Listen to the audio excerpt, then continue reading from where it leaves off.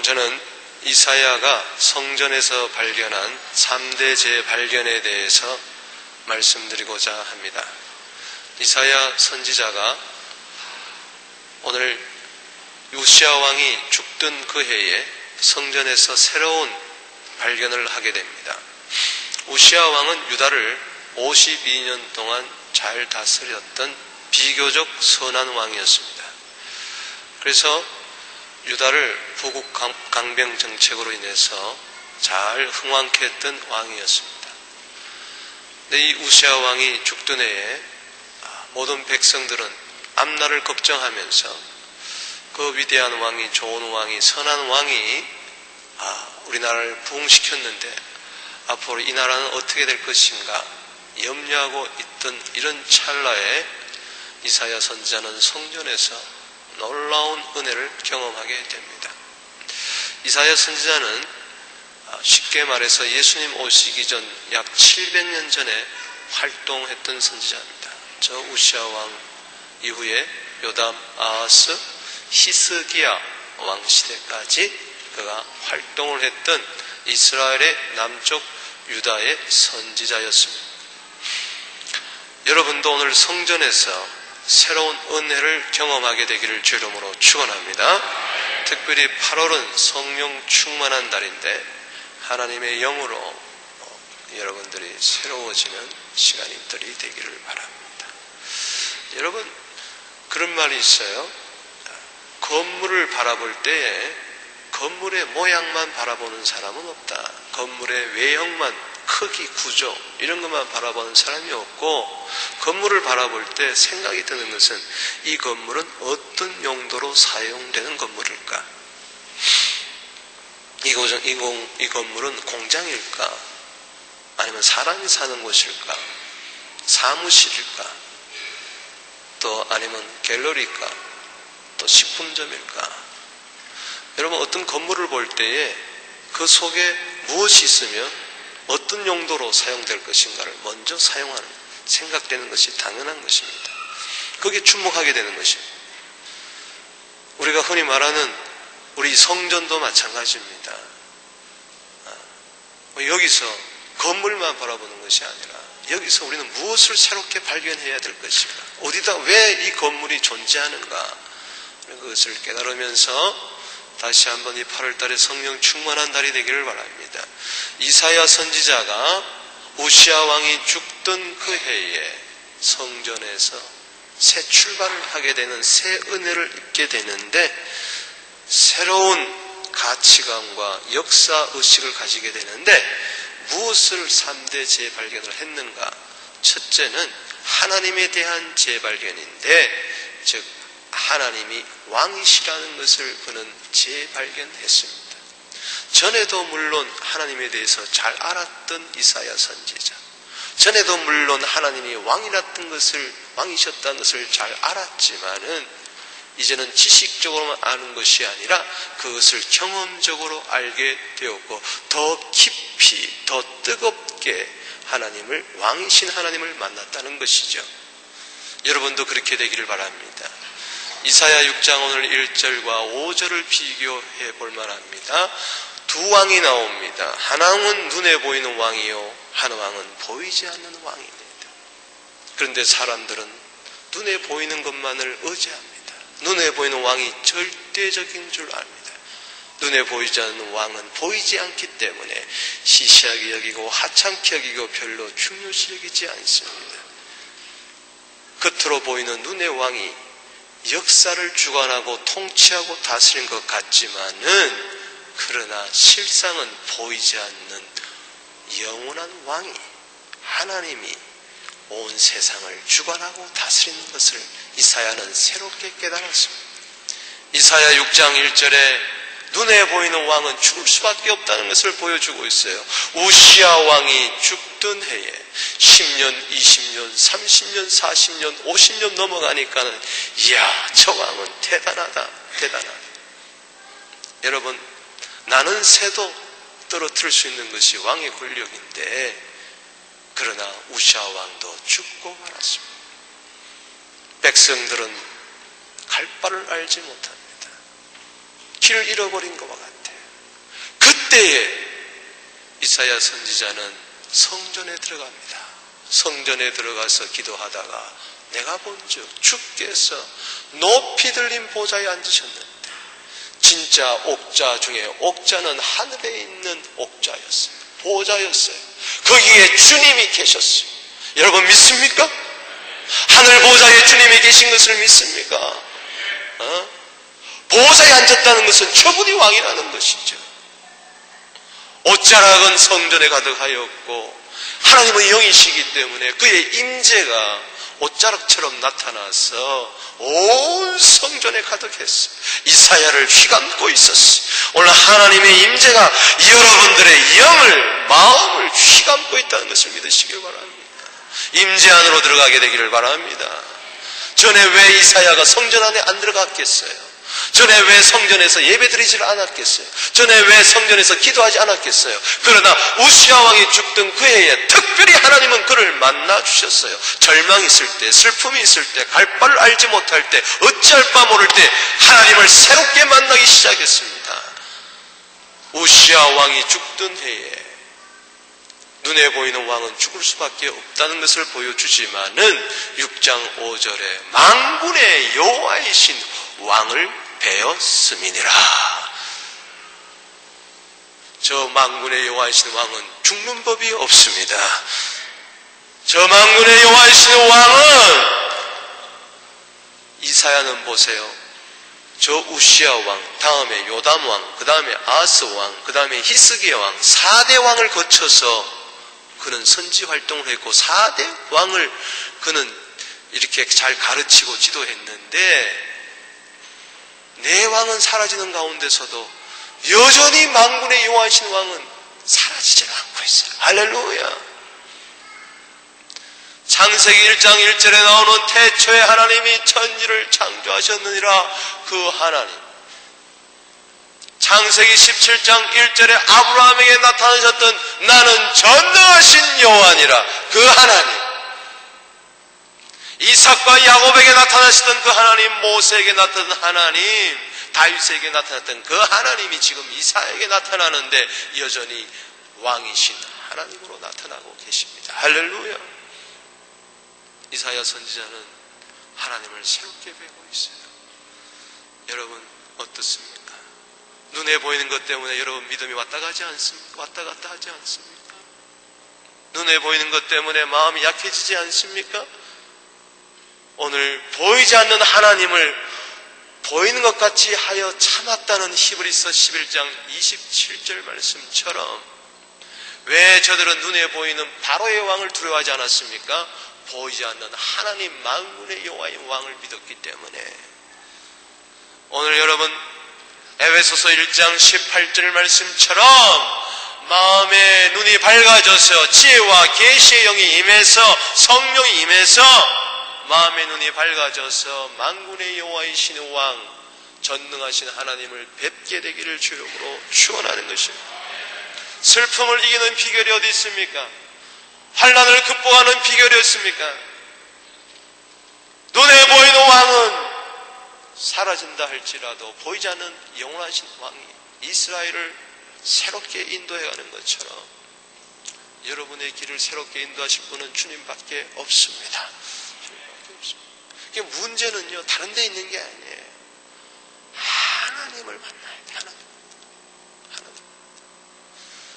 우리가 7개월 동안도, 아니 예수 믿고 나서 지난 수십 년 동안도 하나님을 만나왔지만은 오늘 더 새롭게 만나게 되기를 바랍니다. 이 한 달에 특별히 성령 충만하여서 이사야 55장 6절 말씀에 너희는 하나님을 만날 때에 찾으라, 가까이 계실 때에 그를 부르라 했습니다. 저도 1975년도에 거듭나고 나서 한 달이 듣고 성령을 체험한 이후에 보니까는 하나님을 점점 지금까지 새롭게 만나고 있어요. 성령을 통해서 새롭게 만나고, 고난을 통해서 새롭게 만나고, 기도응답을 통해서 새롭게 만나고, 찬송을 통하여 새롭게 만나고, 사람들을 통하여 새롭게 만나고, 우리의 매일의 삶은 하나님을 새롭게 만나는 데 있는 거예요. 나 같은 좁은 머리로 어떻게 하나님을 다할 수 있는가? 불가지론자에 빠지지 마시고 어머님의 사랑 어찌 다할 수가 있겠습니까마는 살아가면서 계속 새록새록 어머님의 사랑을 알아가는 것처럼 부모님의 사랑을 어떻게 다할 수가 있어요? 제가 일전에 한번 간증한 적이 있습니다만 제가 철이 좀 났다 그럴 때가 언제냐? 아버님 이마에 주름살이 있는 것을 보고 아버님 머리카락이 휘어져 가는 걸 보고 손등에 검버섯이 생기고 얼굴에 검버섯이 생겼을 보고 깜짝 놀랐어요. 그러면서 철이 조금 들기 시작했어요. 그렇다고 해서 내가 아버님을 다 알았을까요? 천만에요. 결혼해보니까 조금 알겠더라고. 결혼해보니까 부모님 사랑 그 다 알았을까요? 첫애 낳아보니까 조금 알겠더라고. 둘째 놓으니까 더 잘 알겠고. 전 이제 우리 아이가 결혼하면은 또 조금 알 것 같아. 또 좀 알 것 같아. 평생 알아도 못 아는 것이 부모님의 사랑이에요. 그렇다고 해서 알기를 중단해야 됩니까? 그렇잖아요. 우리는요 너무 하나님을 아는 것에 게을리하고 있어요. 하나님을 너무나 크신 분이기 때문에 위대하신 분이기 때문에 알려고 하지도 않고 있어요. 핑계대고. 그렇지 않습니다. 사랑하면요 자꾸 알고 싶어 해요. 이 성경책을 왜 읽냐고요? 사랑하는 사람의 책이기 때문에, 사랑하는 사람들을 걸기 때문에. 여러분 저자를 사랑하게 되면은 저자의 책을 사랑하게 돼 있어요. 나는 하나님을 여러분 사랑하십니까? 하나님의 이 이야기를 사랑하게 되기를 바랍니다. 그래요. 여러분 청소년 때요, 자기가 좋아하는 시인은 책 나오면 다 사보잖아요. 그리고 딸딸딸딸 외워다니잖아요. 무조건 그냥 열병에 빠진 것처럼. 여러분도 안 그래봤어요? 여러분 호세아 4장 6절에 이 백성이 지식이 없으므로 망한다 그랬어요. 왜 망합니까? 하나님에 대한 지식이 없어서 망하는 거예요. 세상 지식이 부족해서가 아니라 하나님에 대한 지식이, 무식 중에 무식은 하나님을 모르는 거예요. 여러분 하나님 아는 것이 다라고 생각합니다. 내가 지금 하나님을 알고 있는 것이 다라고 생각한다면 여러분 큰 착각이고, 또 하나님을 알 수 없는 분이라 생각하고 하나님 알기를 중단한다면 여러분 그것처럼 무지한 자가 없어요. 골로새서 1장 10절에 하나님을 아는 것에서 자라가라. 아멘. 우리 한번 인사합시다. 하나님을 아는 것에서 자라가십시다. 아멘. 여러분 부부간에도요 서로 알아가야 돼요. 아멘. 저는 이제 조금 있으면은 결혼 30주년이 됩니다. 저는 깜짝 놀라요. 이제 내후년이 지나면 이제 미리 걱정을 하고 있는데 30주년은 뭐 할까? 몇 년 전부터 지금 걱정하고 있는데 30년 동안 살아도 40년 동안 살아도 50년 동안 살아도요 다 몰라요. 그런데도 사랑하면요 점점 상대방을 알아가는 거예요. 우리의 신앙은요 하나님을 알아가는 과정인 줄로 믿으시기 바랍니다. 베드로후서 3장 18절에 예수 그리스도의 은혜와 저를 아는 지식에서 자라가라. 이번 시리아 땅에 다녀오면서 우리는 하나님이 얼마나 열방들을 사랑하고 모든 민족들을 사랑하고 특별히 무슬림 영혼들을 얼마나 사랑하는가를 뼈아프게 가슴 절절히 느끼는 거예요. 우리 무슬림 그러면은 그저 벌써부터 이단들 그리고 좀 테러범들 막 이런 식으로 막 몰고 가고 아니 가까이 하려고 하지도 않는데 가보니까요 배울 점이 너무 많고 너무나 착하고 사랑스러운 사람, 너무나 하나님이 사랑하시는 사람들이에요. 우리는 너무나 그동안 배타적으로 생각한 것을 깨달았어요. 하나님은 무슬림 영혼들을 사랑하십니다. 할렐루야. 세상의 모든 영혼들을 사랑하십니다. 하나님도 그들의 왕이 되어주시기 원하고 그들의 구속자가 되어주시기를 하나님은 원하고 계세요. 2절 3절에 보면은 스랍들은 모셔섰는데 각기 6날개가 있어 천사들이 이제 하나님을 찬양하는데 스랍이라는 것은 천사들을 이야기합니다. 이 스랍의 천사는 특별히 스랍이라는 뜻은 불탄다는 뜻인데 하나님을 향하여 불이 타는데 6날개가 있어 둘로는 얼굴을 가렸고 둘로는 발을 가렸고 둘로는 난다 그랬습니다. 전에 보지 못한 영의 세계가 그에게 열리면서 겸손하고 자기를 부인하고 열심히 자기 사명을 감당하는 천사를 보는데 그들이 찬송을 합니다. 거룩하다 거룩하다 거룩하다 만군의 여호와여 그 영광이 온 땅에 충만하도다. 우리도 천사들처럼 한번 찬양해 봅시다. 시작. 거룩하다 거룩하다 거룩하다 만군의 여호와여 그 영광이 온 땅에 충만하도다. 아멘. 하나님의 영광이 거룩이 온 땅에 충만한데 내 마음은 왜 이렇게 어둡나요? 오늘 이 시간 여러분 마음이 밝아지게 되기를 바랍니다. 지금 하나님의 영광의 세계를 지금 보고 있는 4절 말씀에 이같이 장한 소로 인하여 문지방의 터가 요동하며 집에 연기가 충만한지라 그랬어요. 이러한 하나님에 대한 재발견이 있게 되기를 주 이름으로 축원합니다. 우리가 꼭 이사야처럼 저러한 광경을 보지 못한다 할지라도 성경을 통해서 저러한 왕이신 하나님에 대해서 우리는 재발견해야 돼요. 시편 145편 1절 말씀에 왕이신 나의 하나님이여 내가 주를 높이고 영원히 주의 이름을 송축하리다. 저 누구의 시입니까? 다윗의 시예요. 다윗이 왕일 때에 왕이신 하나님을 찬송했어요. 진짜 만왕의 왕은 하나님이에요. 우리 저 찬송을 한번 불러보겠습니다.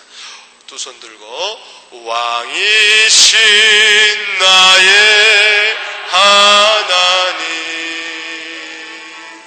내가 주를 높이고 영원히 주의 이름을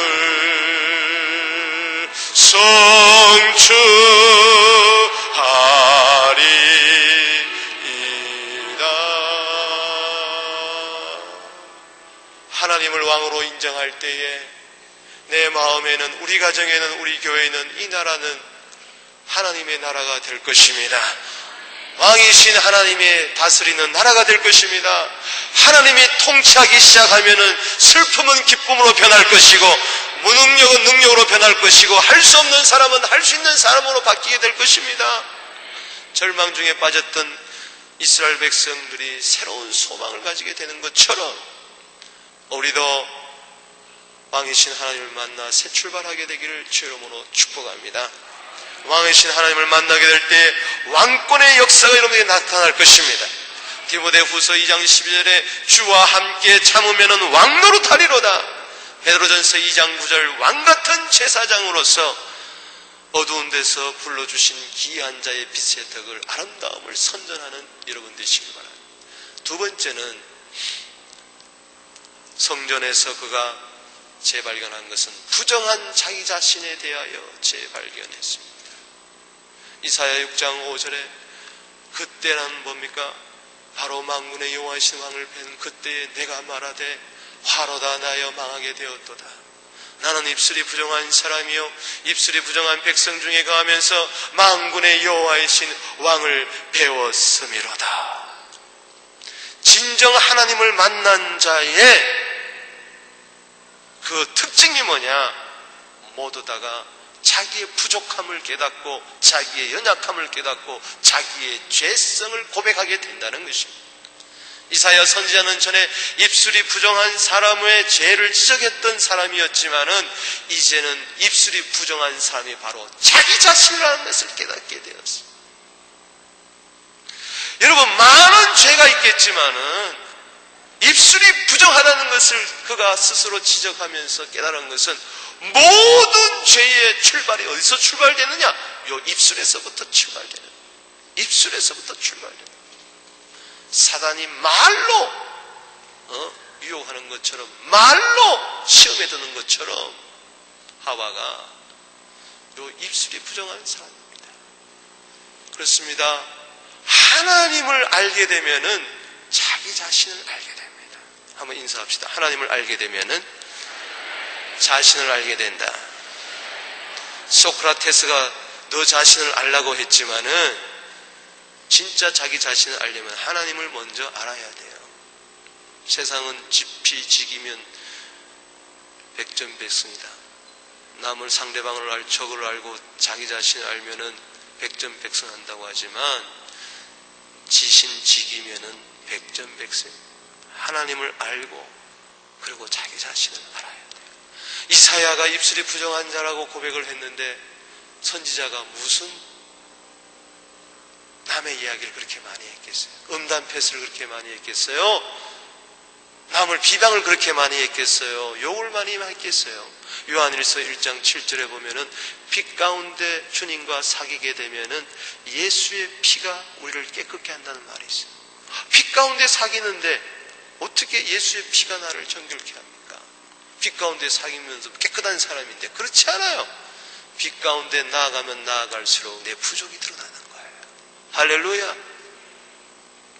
나는 입술이 부정한 사람이요 자기의 부족과 연약성을 깨달았어요. 마치 사도 바울이 뭐라고 그랬습니까? 예수님을 만나기 전에는 자기는 율법의 의로 흠이 없는 바리새인 중에 바리새인이라고 자기의 의를 자랑했던 자였지만은 다메섹 도상에서 주님을 만난 후에 그는 변화되기 시작한 건데 특징이 뭐냐? 자기의 부족을 깨달았는 거예요. 고린도서 15장 8절에 만삭되지 못하여 난 자와 같은 나라고 이야기했습니다. 나는 덜 떨어진 사람이라는 거죠. 우리 한번 인사합시다. 옆에 사람에게. 나는 덜 떨어진 사람입니다. 전에는 당신은 덜반이라고 그랬지만 이제는 내가 덜반이야. 내가 덜반. 난 덜 떨어진 사람이야. 이 박 목사는 덜 떨어진 사람이야. 여러분 좀 봐주세요. 아멘. 고린도전서 15장 9절 말씀에 사도 중에 제일 작은 자가 바로 자기라고 이야기했어요. 15장 10절에 나는 아무것도 아니라고 이야기를 했어요. 세월이 좀 흘러가면서 사도 중에 비교했던 자기를 성도 중에 비교하면서 에베소 3장 8절에 모든 성도 중에 작은 자보다도 지극히 작은 자보다도 더 작은 자에게 나에게 은혜를 주셨다 그랬어요. 성도들과 비교해 볼 때 지가 제일 작은 자예요. 바울은 작은 자란 뜻입니다. 죽을 때쯤 가서는 뭐라고 그랬느냐? 디모데전서 1장 15절에 죄인 중에 괴수라 그랬어요. 따라합시다. 나는 죄인 중에 괴수입니다. 그 왜 그러냐? 자꾸 여기 빛이라면은 빛 앞에 점점 가까이 나가니까 그런 거예요. 전에는 빛과 멀리 떨어져 있을 때는 똥인지 된장인지도 모르는 자가 점점 나가니까는 이게 밝혀지는 거예요. 그러면서 빛 앞에 가니까는 이 종이에 있는 먼지까지가 다 드러나 보이는 거예요. 세밀하게 드러나 보이는 거예요. 주 앞에 의롭다고 자랑할 자가 누굽니까? 내가 의인이 된 것은 의인이 될 만해서 의인이라고 정해주는 것이 아니라 예수님의 의 때문에 내가 의인이라고 정해주는 것인 줄로 믿으시기 바랍니다. 여러분, 감옥 안에 있는 사람과 감옥 밖에 있는 사람 차이가 뭐예요? 감옥 안에 있는 사람은 들킨 죄인이고 감옥 밖에 있는 사람은 안 들킨 죄인이에요. 여러분, 우리가 죄가 없어서 죄인이라고 칭해주는 게 아니에요. 예수의 공로 때문에 의인이라고 칭해지는 줄로 믿으시기 바랍니다. 때문에 우리는요, 서로 바라보면서 남을 나보다 낫게 여겨야 돼. 할렐루야. 우리 한번 인사합시다. 당신은 나보다 낫습니다. 그래도 당신은 나보다 낫습니다. 이렇게 생각해야지. 그래도 나는 너보다 나아. 이러면은, 교회에서 이러면요, 서로 물고 싸우고 다투고, 이건 다 깨지는 거예요. 다 깨지는 거예요. 그래도 나는 당신보다 낫다. 내가 아무리 못나도 너보다는 나아. 이러면 안 된단 말이죠. 당신이 아무리 못해도 당신은 나보다 낫습니다. 그래도 당신이 아무리 인격이 형편없다 그래도 나보다는 당신이 나아요. 이렇게 돼야지. 아멘. 이게 빌립보서 2장 3절에 그래야 서로 용서해주고 허물을 덮어주고 서로에게 긍휼을 구하는 것이지. 나는 너까지 나 안 도와줘도 돼. 이렇게 하면 안 돼요. 정말 주님을 만나게 되면요, 내가 깨지게 돼 있어요. 특별히 뭐부터 깨지느냐? 입술부터 깨져. 주님 만나 또 가면서 입술이 안 변해. 20년 30년 돼도 안 변해. 그 사람 아직까지 주님을 더 만나야 돼. 계속 만나야 돼. 여러분, 고린도서 15장 31절에 나는 날마다 죽노라는 것은 주님을 매일매일 만난다는 이야기입니다. 매일 만나니까 내가 날마다 죽을 수밖에 없는 거죠. 주님 만남 없이 나는 자기를 부인하고 자기를 죽이고 성찰하고 반성하고 회개하고 자기를 정결케 하고, 이거는 율법입니다. 율법. 이거는 법당에서 도 닦는 거예요. 산속에 들어가서. 하나님을 만나니까 저절로 내가 회개가 되어지는 거예요. 누가 회개하라 말 것 없단 말이죠. 특별히 주님 만나면요, 저절로 말이 변하게 돼 있어요. 저는요, 1975년도에 거듭남의 체험을 하고 한 달 있다가 성령 세례를 받고 제일 먼저 방언이 터지면서 회개한 것이 이거예요. 나도 모르게 손이 일로 올라가더니 밤새도록 철회하면서 이걸 쳤어요. 죄송한 이야기입니다. 그때 제가 이렇게 기도했습니다. 요놈의 주둥이, 요놈의 주둥이, 요놈의 주둥이. 내가 그렇게 해요. 제가 무슨 욕을 많이 해서가 아니에요. 그렇게 되더라고. 제가 대구에서 학교를 어린 시절을 보내고 서울에 올라왔는데, 저는요, 어릴 때 새끼라도 한 번 안 해본 사람입니다. 믿거나 말거나. 새끼란 말도 안 해봤다고. 욕을 안 해봤어요. 욕을 몰랐어요, 저는. 왜 욕을 안 했느냐? 짜시가, 새끼야, 이런 소리 안 했어요. 왠관이 어릴 때부터 하도 너는 목사가 될 사람이다. 너는 목사가 될 사람이다. 너는 태중에서부터 구별하여 바쳤노라.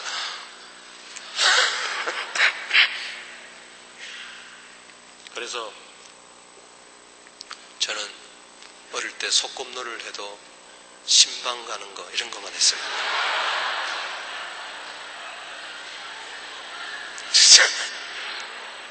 꼭 그러니까는 신방 가려면 할 수 없이 이제 여자들하고 놀아야 돼요.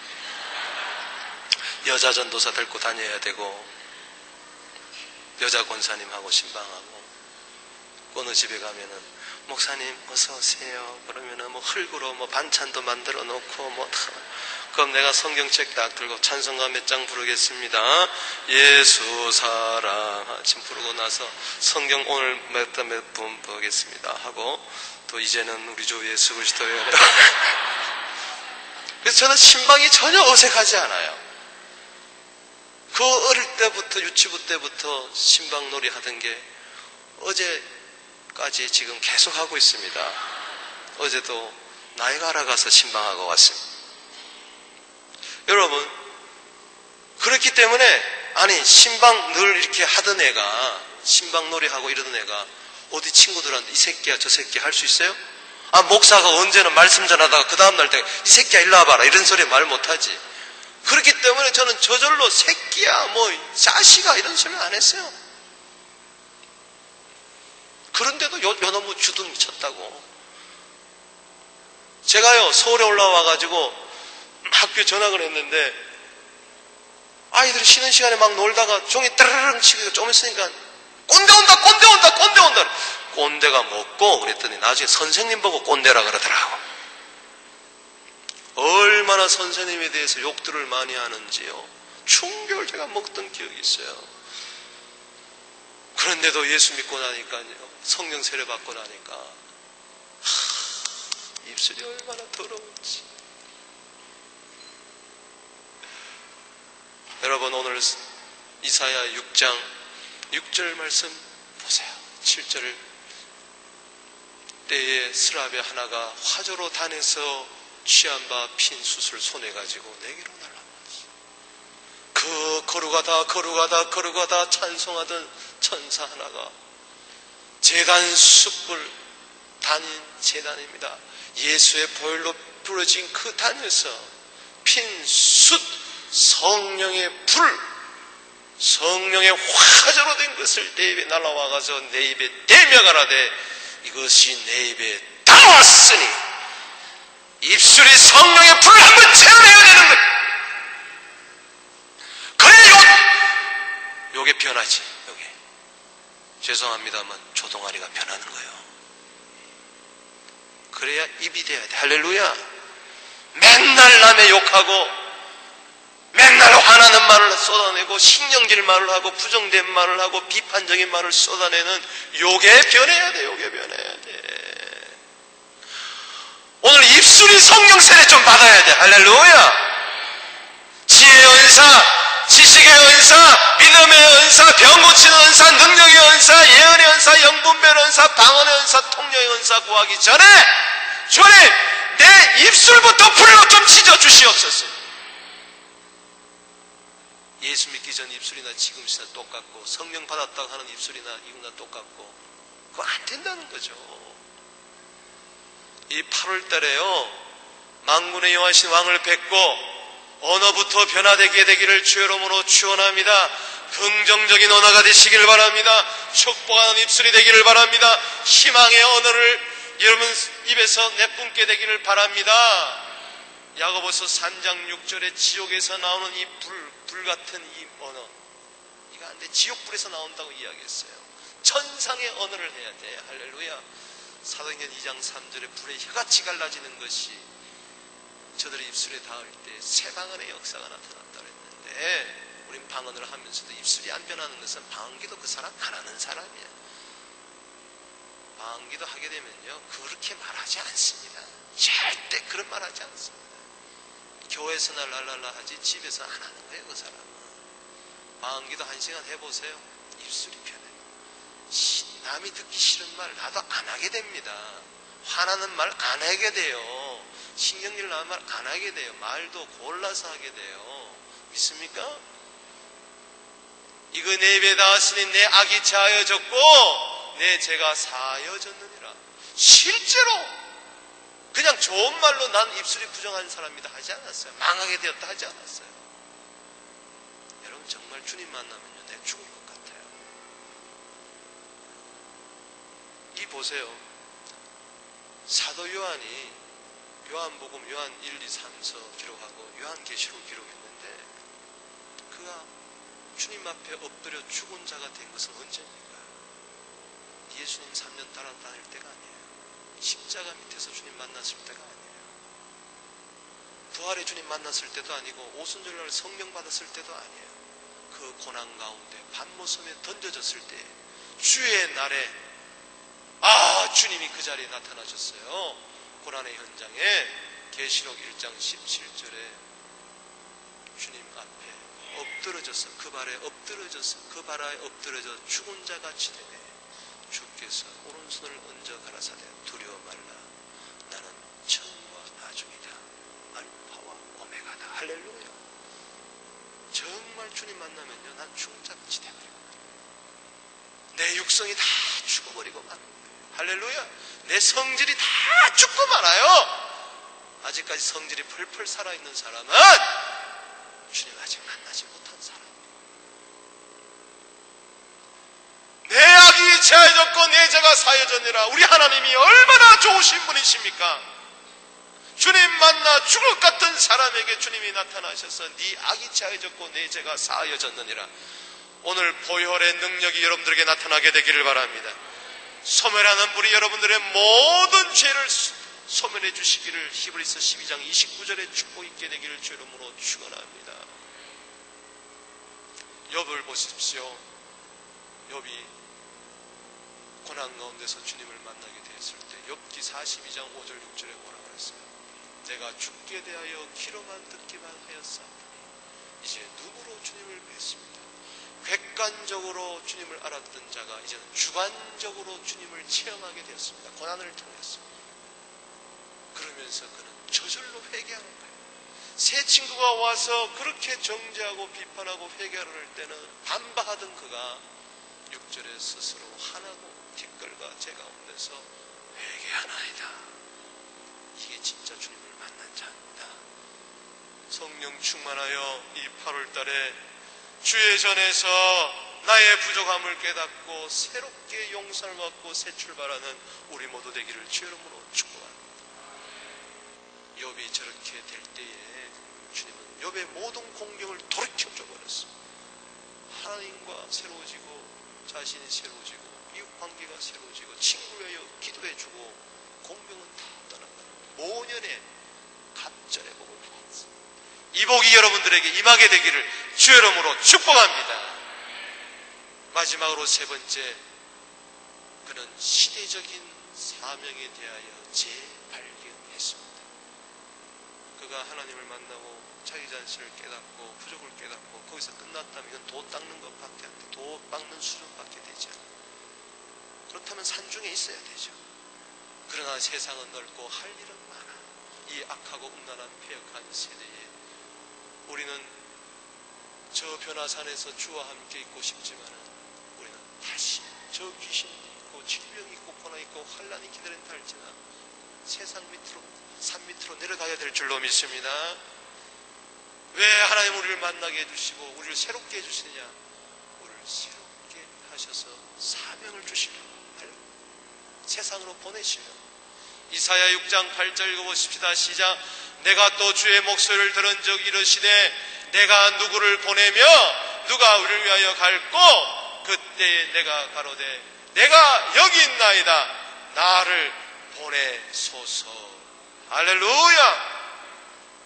이사야가 들었던 저 주의 음성은 지금도 우리 귓가에 쟁쟁 울리고 있습니다.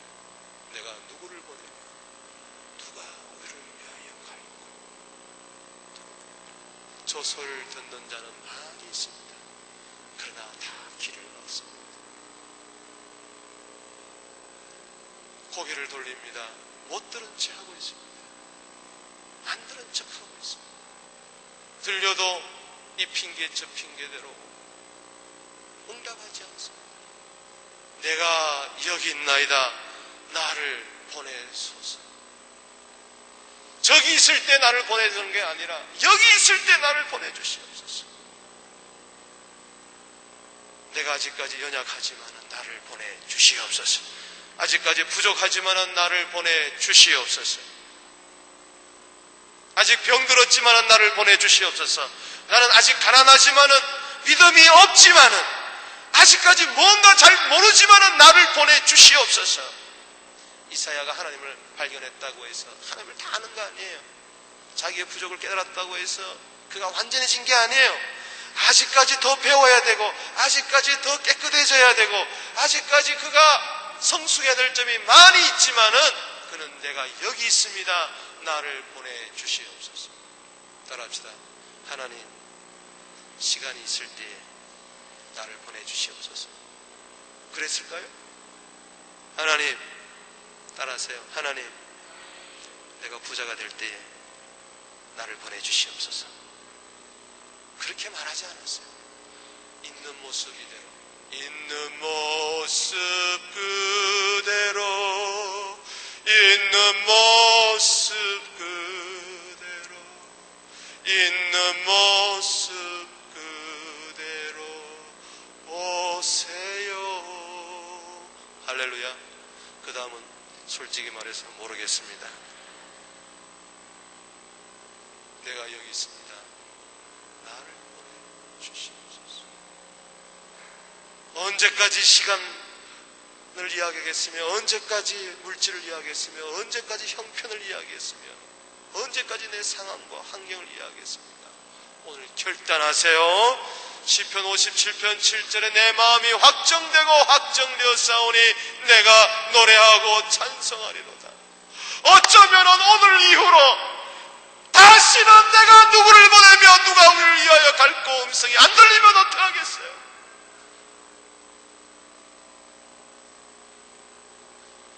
보내심을 받지 않았는데 어떻게 전파하게 되냐 그랬어요. 지금도 부르실 때 응답하세요. 항상 부르는 게 아니에요. 항상 부르는 게 아니에요. 다 때가 있어요. 시대적인 사명을 감당해야 됩니다. 이사야는 이 우시아 왕이 죽고 난 이후에 그 다음에 요담, 아스, 시삭에 걸쳐서 네 왕시대에 걸쳐서 시대적인 사명을 감당했어요. 이사야 보세요. 7장 14절에 그는 놀라운 고백을 합니다. 보라, 처녀가 잉타하여 아들을 낳으니 그 이름을 임마누엘이라 하리라. 이사야 9장 6절에 한 아기가 우리에게 낳는데 그 이름은 기묘자라 모사라 전능하신 하나님이라 영존하신 왕이라 평강의 왕이라 일컬음을 받을 것이라. 이사야 53장 5절에 그가 찔림은 우리의 허물 인함이요 그가 상함은 우리의 죄악을 인함이라. 그가 징계를 받음으로 평안을 누리고 그가 채찍에 맞음으로 나음을 입었더라. 700년 전에 예수님 오시기 700년 전에 예수님에 대하여 너무나 상세하게 예언을 하고 있습니다. 탁월한 선지자로 하나님들을 사용해 주셨습니다. 여러분, 있는 모습 이대로 나를 사용하여 주시옵소서. 내 모습 이대로 날 받아 주시옵소서. 내 모습 이대로 주 받으옵소서. 날 위해 돌아가신 주 날 받으옵소서. 언제까지 시간 있을 때 하겠습니다. 언제까지 내가 이해되면 하겠습니다. 언제까지 담배 끊으면 하겠습니다. 언제까지 술 끊으면 하겠습니다. 언제까지 뭐 하면 하겠습니다. 언제까지 하나님께 조건을 내달겠어요. 무조건적으로 여러분들을 사랑하시기 때문에, 무조건적으로 여러분들을 사용하시길 원하기 때문에 무조건적으로 주님 앞에 응답하시기를 바랍니다. 그런 자를 하나님이 용기 있는 자라고 사용해 주시는 거예요. 환경을 핑계 삼지 마십시다. 저는요, 이번에 시리아 갔다 오면서 에스더 4장 14절 말씀을 묵상하고 있습니다. 이때 내가 만일 잠잠하여 말이 없으면 유다인은 다른 데로 말미암아 노임과 구원을 얻으니와 시리아인은 서부교회가 만일 잠잠하고 말이 없으면 시리아인은 다른 교회를 통하여, 다른 성도를 통하여, 다른 민족을 통하여 노임과 구원을 얻으니와 너와 네 아버지 집은 멸망하리라. 서부교회는 소망합니다.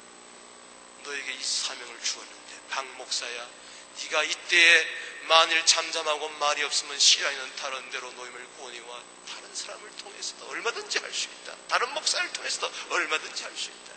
그러나 너는 더 이상 나는 나와 상관이 없는 종이 될 것이다.